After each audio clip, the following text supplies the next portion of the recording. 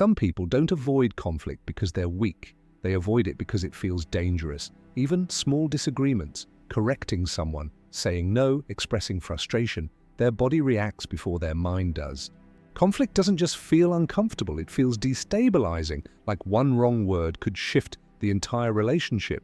So instead of risking tension, they choose silence. Psychologically, conflict avoidance often begins early. If someone grew up in an environment where tension escalated quickly, where arguments turned loud, unpredictable, or cold, their nervous system learned something simple: stay safe, stay agreeable. Over time, that strategy becomes identity. I'm just easygoing. I don't like drama. I don't care enough to argue.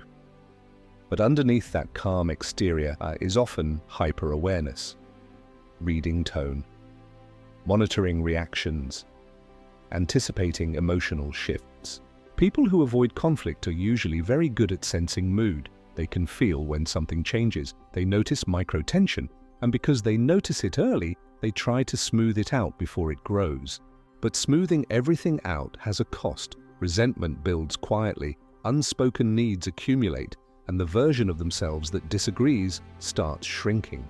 Avoiding conflict feels peaceful in the moment, but long-term it creates distance, because connection requires honesty, and honesty sometimes creates friction.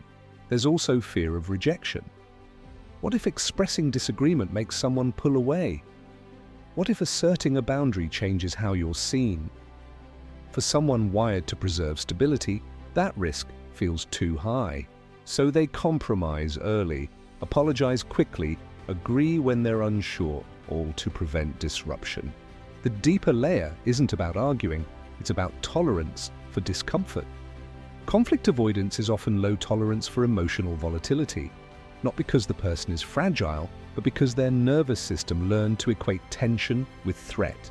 The shift doesn't start with becoming confrontational, it starts small. Saying, "I actually see it differently," saying, "that didn't sit right with me," saying, "I need a minute." Micro-conflict builds emotional muscle.